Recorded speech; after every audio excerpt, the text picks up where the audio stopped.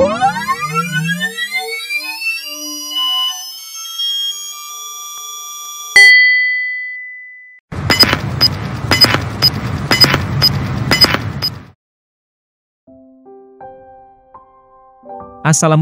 warahmatullahi wabarakatuh.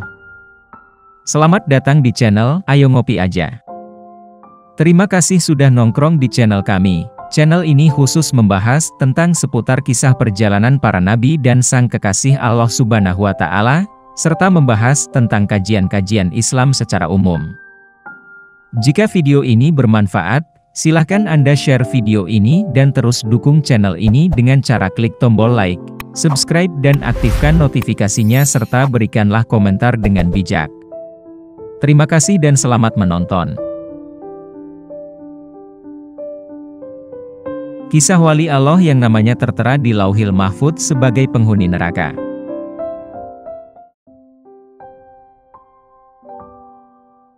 Ada seorang sufi dari kalangan tokoh tasawuf yang bernama Syekh Abdul Aziz Ad-Dabbagh.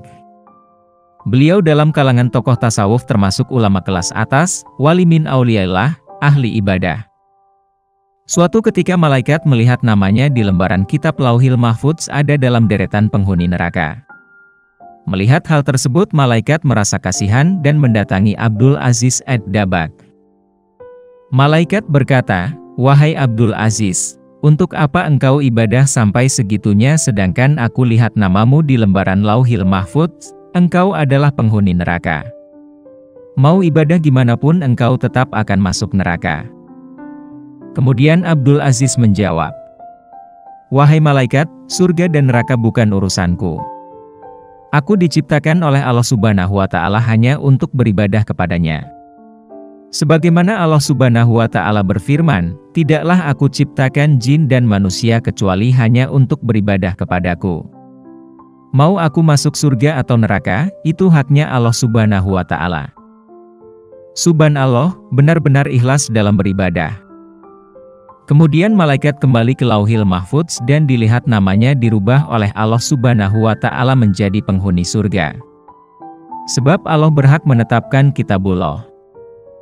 Lantas malaikat kembali menemui Abdul Aziz dan berkata, "Wahai Abdul Aziz, ada kabar gembira. Baru saja aku melihat namamu oleh Allah dirubah menjadi penghuni surga." Abdul Aziz menjawab, "Alhamdulillah, tapi sekali lagi malaikat, surga dan neraka bukan urusanku. Aku beribadah hanya untuk menggapai ridhonya Allah Subhanahu wa Ta'ala.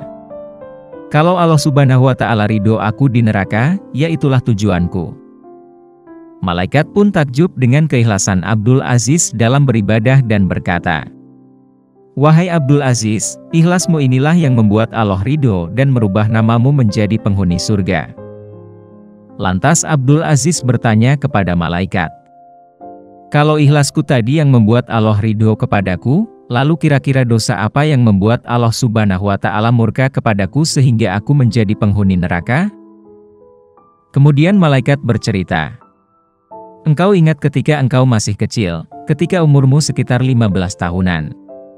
Engkau ingat, ketika engkau tidur di kamar tidurmu, kemudian engkau mendengar suara langkah kaki ibumu menuju tempat tidurmu untuk menyuruhmu membeli sesuatu di pasar. Karena engkau mendengar suara langkah kaki ibumu menuju kamarmu, lalu engkau pura-pura tidur, padahal engkau sudah bangun agar engkau tidak disuruh pergi ke pasar. Ketika ibumu membuka pintu kamarmu dan melihatmu masih tidur, ibumu merasa kasihan dan tidak jadi menyuruhmu ke pasar. Sebab engkau bohongi ibumu, Allah Subhanahu wa Ta'ala murka dan menjadikan namamu sebagai penghuni neraka."